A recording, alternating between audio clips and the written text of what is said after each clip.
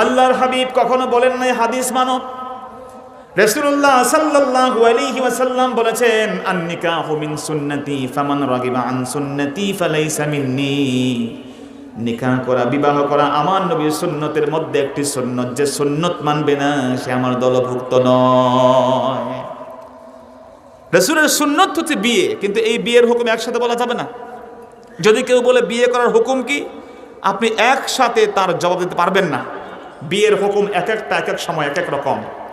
বিয়ে কখনো জায়েজ হয়, কখনো ওয়াজিব হয়, কখনো হারাম হয়, কখনো মুস্তাহাব হয়, কখনো সুন্নত হয়। যদি একজন ব্যক্তির শারীরিক সক্ষমতা আছে এবং তার অনেক টাকা পয়সা আছে, সে কেমনে তার ওয়াইফকে রাখবে তাও তার জানা আছে, তার পরিবারকে সে ঠিক মতো ভরণ পোষণ দিতে পারবে এই ক্যাপাবিলিটি আছে, এবং সে বিয়ে না করলে তার পাপ কাজে জড়ানোর সম্ভাবনা আছে, তাহলে ওই ব্যক্তির জন্য বিয়ে করা ওয়াজিব। বিয়ে করা কি জোরে বলেন? ওয়াজিব। যদি দেখা যায় ওই ব্যক্তির শারীরিক সক্ষমতা আছে, আর্থিক সঙ্গতিও মোটামুটি আছে, বিয়ে করলে আল্লাহ পাক বরকত দিবেন এই আশায় সে বিয়ে করা সুন্নাহ। ওমর ইবনে খাত্তাব বলেছেন, ইয়া আজাবান লিমান ইস্তাগনা বিগাইরি নিকাহ।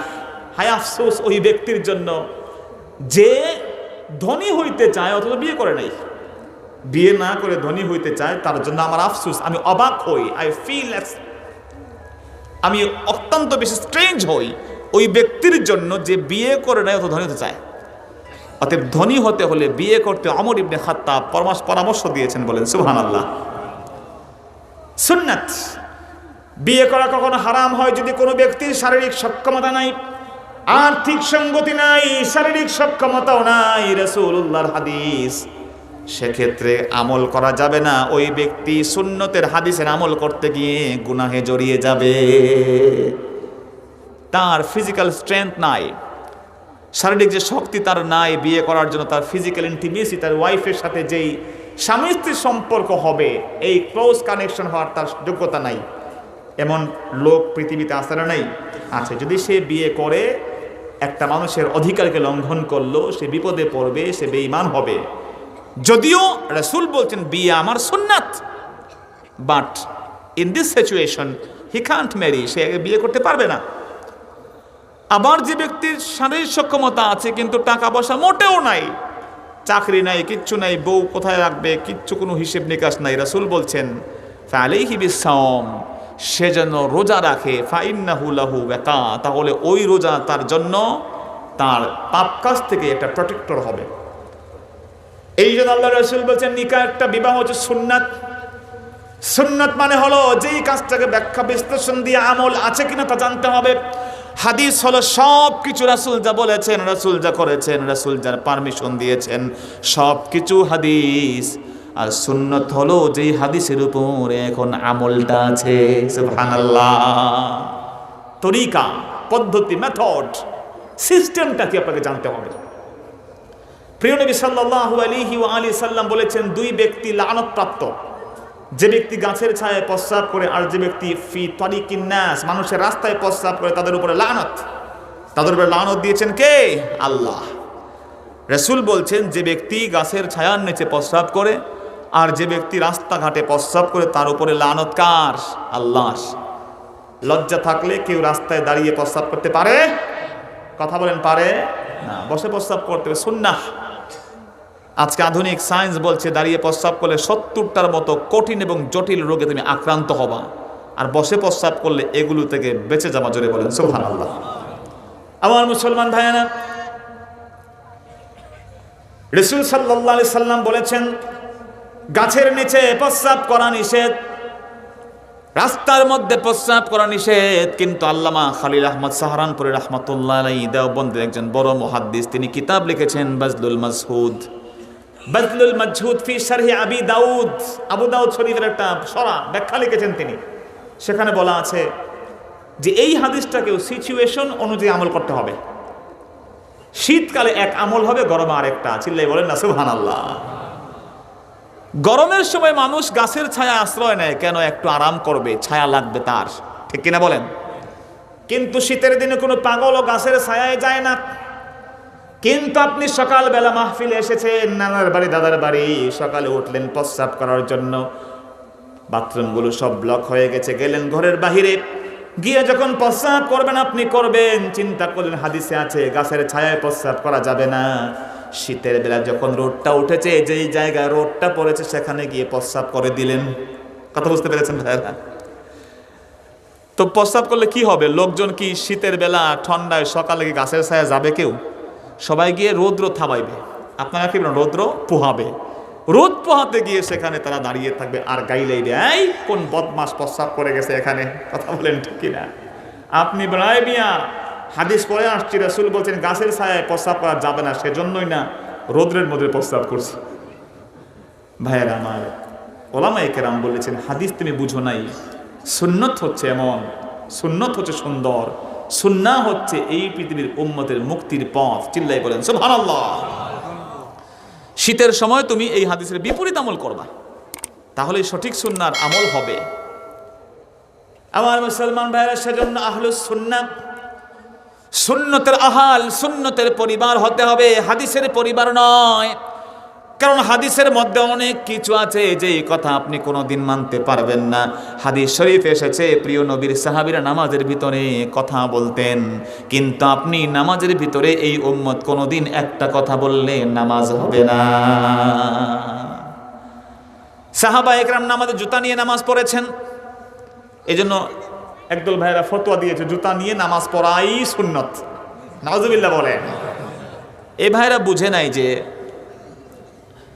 রাসূল সাল্লাল্লাহু আলাইহি ওয়াসাল্লামের যুগে মসজিদ ছিল মাটির তৈরি, বালুর তৈরি, ঠিক কিনা ভাই? তখন তাদের দেশটা হচ্ছে উর্বর, তাদের দেশ হচ্ছে কি বলে শুষ্ক, উর্বর না, শুষ্ক দেশ, মাটির দেশ, মরুভূমির দেশ। সেখানে নরম জুতা নিয়ে আপনি নামাজ পড়লে হয়ে যাবে, কিন্তু শক্ত জুতা নিয়ে পা ভাঁজ করতে পারেন না, ঠিক মতো বৈঠক চেষ্টা করতে পারেন না, আপনার নামাজ কিন্তু ফাসেদ হয়ে যাবে, নামাজ কিন্তু সঠিকভাবে আদায় হবে না।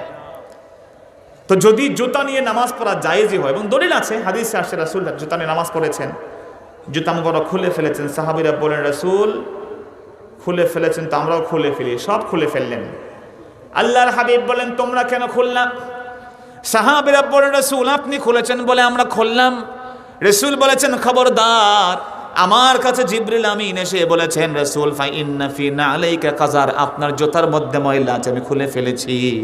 তোমাদের কাছে তো জিবরিল আসে না, অথচ জুতা নিয়ে পড়েছো, জুতা নিয়ে পড়ো, নামাজের ভিতরে জুতা খুলতে যেও না। এই হাদিস থেকে কেউ কেউ ভাবছে কি জুতা নিয়ে নামাজ পড়াটাই সুন্নত। ভাইরা আমার, এটা নিয়ম নয়। সুন্নত তরিকা আপনাকে বোঝার জন্য অনেক পড়াশোনা করা দরকার। সেই সুন্নাহ আল্লাহ সুবহানাহু ওয়া তাআলা তার রাসূলের মাধ্যমে দিয়েছেন আমাদেরকে। যদি জুতা নিয়ে নামাজ পড়া সুন্নতি হয়, তাহলে মসজিদে থুতু ফেলাও সুন্নত। নাউজুবিল্লাহ বলেন। কারণ হাদিস শরীফে এসেছে যদি শয়তান তোমাকে ধোঁকা দেয় নামাজের মধ্যে ফালিয়াতফাল আন ইয়াসারিহি, তাহলে তুমি 3 বার বাম পাশে থু থু করে থুতু ফালায়। তো যদি এই আমলটা শুরু করি আমরা, শয়তান আমাদেরকে যেইরকম ওয়াসওয়াসা দেয়, কথা বলেন ঠিক কিনা? আর অন্য সময় শয়তানের খবর নাই, নামাজে আসলে শয়তান দুনিয়ার সব চিন্তা আমাদের মাথায় ঢেলে দেয়, কথা বলেন ঠিক কিনা? তো এই শয়তানের ওয়াসওয়াসা থেকে বাঁচতে হলে সর্বনাশ, মসজিদগুলো থুতুর আরণ্য হয়ে যাবে, কথা বলেন ঠিক কিনা? হাদিস শরীফে এসেছে কানাতিল কিলাব তুকবিলু ওয়া তুদবিরু ফি মসজিদিন নবী সাল্লাল্লাহু আলাইহি ওয়াসাল্লাম। প্রিয় নবীর মসজিদে তার জামানাতে কুকুরগুলো মসজিদে ঢুকতো আর বের হতো। সাহাবায়ে কেরাম কুকুর মসজিদে ঢুকেছে বলে কোনো কিছু মনে করতেন না। আমার ভাইয়েরা, কুকুর তো ভালো, ছাগল ঢুকলেও এখন আমাদের মসজিদের সমস্যা আছে না? নাই, আছে। কারণ আমাদের দেশের যে মসজিদগুলো টাইলসের মসজিদ, মার্বেল পাথরের মসজিদ, নবীর জামানার মসজিদ ছিল মাটির তৈরি, মরুভূমি, সেখানে কুকুর, শুকনা দেশ, কুকুর ঢুকে বের হলে কোনো সমস্যা নাই। সাহাবায়ে কেরাম কখনো পাথর দিয়ে ইস্তিনজা করেছেন, কখনো পানি। আমরা বলি পানি ইউজ করবা, পাথরও ইউজ করবা, যেহেতু আল্লাহ বলছেন ইন্নাল্লাহা ইউহিব্বুল মুতাতাহহিরিন, আল্লাহ পাক বেশি বেশি পবিত্রতা অর্জনকারীকে ভালোবাসেন। এই আয়াতটা কুবাবাসীদের উপরে নাজিল হয়েছে, তারা পানিও ইউজ করত, টিস্যু বা পাথর ইউজ দুইটাই করত। আল্লাহ খুশি হয়ে তাদের সামনে এই আয়াত নাজিল করে দিয়েছেন, চিল্লায়ে বলেন সুবহানাল্লাহ। কিন্তু আজকে একদল বন্ধুরা বলছেন না, আলমা আনকাহ, পানি হচ্ছে বেশি পবিত্রতাকারী, এজন্য পানি ইউজ করলেই চলবে, অন্য কিছু ইউজ না করলেও চলবে। চিল্লায়ে বলেন নাউজুবিল্লাহ। শুধু পানি ইউজ করতে বলছেন তারা। আমরা বলি ভাইরা বা এটাই বিবেক, এটা যে কেউ বলবে সৌদি আরব বা আরব দেশের মানুষ আর আমরা তো এক নই, তারা শুষ্ক দেশের মানুষ, তাদের খাবার, তাদের শরীর, তাদের দেহ আর আমাদের দেহ এক নয়। আমরা উর্বর মানুষ, আমরা এই নাতিশীতোষ্ণ অঞ্চলের মানুষ। আর আমরা প্রস্রাব করার পরে টিস্যু তারপরে পানি দুটো ইউজ করলে আমাদের মনের ইতমিনান আসে, কথা বলেন ঠিক কিনা? আর আল্লাহ রাসূল বলেছে ইত্তাকু মিনাল বাউল ফা ইন্না আকসারা আযাবিল কবরি মিনহু, খবরদার তোমরা বেশি বেশি প্রস্রাব থেকে বেঁচে থাকো, কারণ কবরের আযাবের অধিকাংশ হবে প্রস্রাবের কারণে। প্রস্রাব থেকে ঠিক মতো পবিত্র না হলে কবরে গেলে আযাবের অভাব থাকবে না, নাউযুবিল্লাহ। প্রস্রাব থেকে আপনি পবিত্র হবেন, আপনি আর সেখানে কেউ নাই। আপনার প্যান্টে কিছু লেগে গেল কিনা, পাজামায় কিছু লেগে গেল কিনা, লঙ্গিতে কিছু লেগে গেল কিনা কেউ জানে না, জানেন শুধু আপনি আর আপনার আল্লাহ, কথা বলেন ঠিক না? সো আপনি এখান থেকে বাঁচা দরকার আছে না নাই? থাকবেন, টিস্যু ইউজ করবেন, পানি ইউজ করবেন, দুটো দিয়ে পুরোপুরি সময় নিয়ে বাথরুমে যাবেন, তাড়াহুড়া করবেন না ভাইয়ারা। রাসূলুল্লাহ বলছেন ফা ইন্না আকসারা আযাবিল কবরি মিনহু, কবর আযাবের অধিকাংশ ওইটার কারণে।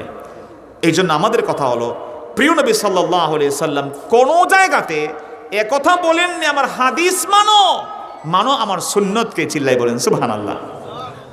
কারণ আল্লাহর নবী অনেক কথা বলেছেন যে এই কথা মানার কোনো সুযোগ নাই। রাসূলুল্লাহ বলেছেন লা তাকতুবু আন্নি গায়রাল কোরআন, তোমরা আমার থেকে কোরআন মাজিদ ছাড়া কিছু লিখবে না। সাহাবীরা কেবল কোরআন শরীফ লিখবে, কোরআন শরীফ ছাড়া কিচ্ছু তোমরা লিখতে পারবে না। ভাইয়ের আমার, এই হাদিসটা মানার কিন্তু কোনো সুযোগ তখন ছিল না।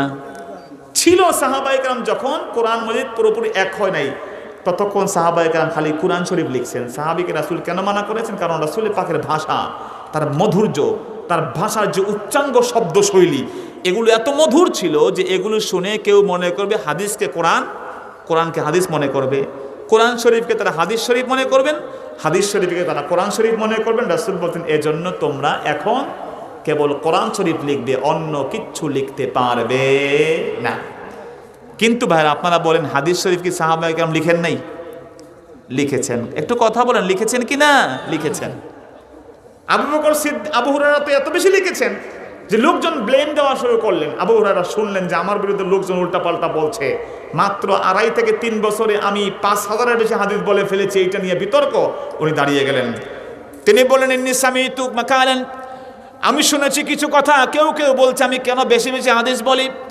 শোনো আমার বন্ধুরা, আমি বেশি হাদিস 2টা কারণে বলতে পারি। তার প্রথম কারণ হলো অন্যান্য সাহাবীরা ব্যবসা বাণিজ্য করে, কৃষি কাজ করে, কিন্তু আহলে সুফার মধ্যে আমি আবু হুরায়রা এমন ভাবে বসেছিলাম, রাসূলের বারান্দার মধ্যে বসে আছি, রাসূল যখন জি করেন, কখন কি বলেন, এক মুহূর্তের জন্য খেয়ে না খেয়ে আমি রাসূলের কাছ থেকে দূরে সরে যাই নাই।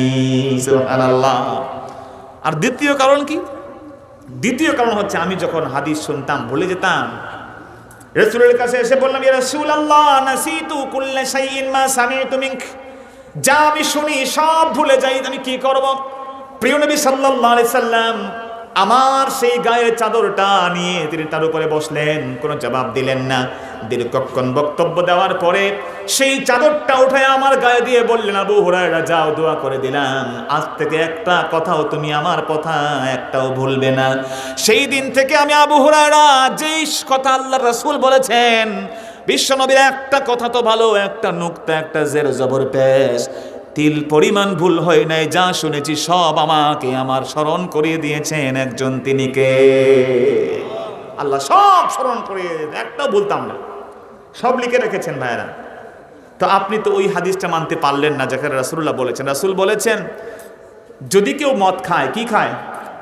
মদ পান করে, ফাদরিবুহু ফাইন আদা, ফাদরিবুহু ফাইন আদা সালিসান ফাদরিবুহু ফাইন আদা রাবিআন ফাকতুলুহু, যে ব্যক্তি মদ পান করে 1 বার মারো, 2 বার মারো, 3 বার মারো, 4 বার খায়, মেরে ফেলে দাও, হত্যা করে ফেলো। এই হাদিসের উপরে কিন্তু আমল নেই। অধিকাংশ মুহাদ্দিসিন বলছেন না, সমস্ত ফুকাহা বলেন এই হাদিসটা হাদিস, এটা সুন্নাত নয়। আমাদের জন্য ভাইরা আহলে সুন্নাহ হতে হবে, আহলে হাদিস বা আহলে কোরআন হওয়া যাবে না। আহলে কোরআন একদল আছে বাংলাদেশেও, পাকিস্তানের এর সূচনা, পারভেজিরা, এরা নামাজ পড়ে 2 ওয়াক্ত, চিল্লাই বলে নাউজুবিল্লাহ। এরা বলে যে তুমি নামাজ পড়ো, আল্লাহ বলছেন দুইবার। একটা সময় হচ্ছে নামাজ পড়তে বলেছেন ফি তরফাইন নাহার, দিনের দুই অংশে, মাগরিব পড়ে আর ফজর পড়ে, আর কোনো নামাজ তারা পড়ে না। নাউজুবিল্লাহ বলবেন না? তারা বলছে যে কোরআন শরীফে তো নামাজের কথা আছে, কিন্তু কয় রাকাত কোথায় কি এগুলো নাই। কোরআন শরীফে দুইবার পড়তে বলা হয়েছে, দুইবার পড়বো। হাদিস শরীফ আবার কি? চিল্লাই বলে নাউজুবিল্লাহ। তারাও দলিল দিচ্ছে কোরআন শরীফ দিয়ে। আমার মুসলমান ভাইরা, সেজন্য আল্লাহ রাসূল বলেছেন আন নিকাহু মিন সুন্নতি। রাসূল সাল্লাল্লাহু আলাইহি সাল্লাম বলেছেন দুইটা জিনিস রেখে গেলাম, পথ হারাবা না। একটা আল্লাহর কিতাব, দুই নাম্বারটা হলো ওয়া সুন্নতি, হাদিসই বলেন নাই, কথা বলেন ঠিক কিনা? রাসূলুল্লাহ বলেছেন ফা ইন্না মান কানা মিনকা মিন বাদি সায়ারা ইখতিলাফান কাসীরা, আমার পরে যারা তোমরা বেঁচে থাকবে তোমরা অনেক মত এবং পথ দেখতে পারবে। সাহারা বললেন রাসূল আমরা তখন কি করব? ভালো মতো শুনেন ভাইয়ের আমার, রাসূল তখন বললেন আলাইকুম বিসুন্নতি ওয়া সুন্নাতিল খুলাফাইর রাশিদিন। তখন তোমরা ইউ মাস্ট ফলো মাই সুন্নাহ, তোমরা আমার সুন্নতকে মানবে, তোমরা আমার হাদিসকে মানবে। রাসূলুল্লাহ এই কথা বলে যান। কথা বুঝতে পেরেছেন ভাইরা? এমন অসংখ্য হাদিস আমি বলতে পারবো আপনাকে যেখানে রাসূলুল্লাহ সুন্নতের কথা বলেছেন, কখনো তিনি হাদিস মানো এই কথা তিনি বলেননি। এই জন্য ভাইরা আমরা আহলুস সুন্নাহ ওয়াল জামাআহ, আহলুস সুন্নাহ ওয়াল জামাতের কিছু আকীদা আছে। আকীদা মানে হচ্ছে বন্ধন, আকদুন মানে বন্ধন, গিট্টু। আকদুন মানে কি জোরে বলেন? গিট্টু। আকদুন মানে আকীদা। এই আকীদা এমন যে আল্লাহ সুবহানাহু ওয়া তাআলা তার নবী সাল্লাল্লাহু আলাইহি ওয়া আলিহি ওয়া সাল্লামকে আমাদের কাছে পাঠিয়েছেন সেই শক্ত আকীদা দিয়ে। আকীদার গুরুত্ব কেন? আকীদা মানে বন্ধন, গিট্টু। যদি আপনি একটি থলের নিচে গিট্টু ভালো মতো না দেন, একটা ব্যাগের নিচে ভালো মতো গিট না দেন, বান না দেন, আর সেখানে আপনি যা কিছু ঢালেন, যা পড়বে সব নিচ দিয়ে পাস হয়ে যাবে, একটাও কিন্তু থলের ভিতরে আটকে থাকবে না। কথা বলেন ঠিক কিনা? আকীদা হচ্ছে আপনার আমলকে ধরে রাখার গিট্টু। এই আকীদাকে পরিষ্কার করা লাগবে, তা না হলে কিন্তু আপনি বিপদে পড়ে যাবেন। আল্লাহ সম্পর্কে আকীদা আছে, নবী সম্পর্কে আকীদা আছে। আল্লাহ সুবহানাহু ওয়া তাআলা সম্পর্কে আকীদা হচ্ছে তিনি এক, তিনি অদ্বিতীয়। কুল হুয়াল্লাহু আহাদ লাম ইয়ালিদ ওয়া লাম ইউলাদ, কুল হুয়াল্লাহু আহাদ আল্লাহুস সামাদ। তিনি এক, তিনি অদ্বিতীয়, তিনি বেনিয়াজ। ঠিক কিনা বলেন? আল্লাহ রাব্বুল আলামিন সম্পর্কে একটা আকীদা, সেই আকীদা তাওহীদের আকীদা। সেই আকীদা তাওহীদের সুস্পষ্ট ভাষা আল্লাহ রাব্বুল আলামিন বড় সুন্দর ভাষায় বলে দিয়েছেন। সূরাতুল ইখলাসের মধ্যে আল্লাহ বলছেন কুল হুয়াল্লাহু আহাদ। সবাই পড়েন আমার সাথে, কুল হুয়াল্লাহু আহাদ আল্লাহুস সামাদ লাম ইয়ালিদ ওয়া লাম ইউলাদ ওয়া লাম ইয়াকুল লাহু কুফুয়ান আহাদ। কুল বলুন, তিনি আল্লাহ এক, অদ্বিতীয়, হি ইজ ইউনিক। ওয়াহিদ না, আহাদ, তার মানে তার দ্বিতীয় নাই, আল্লাহ এক। আল্লাহ কয়জন?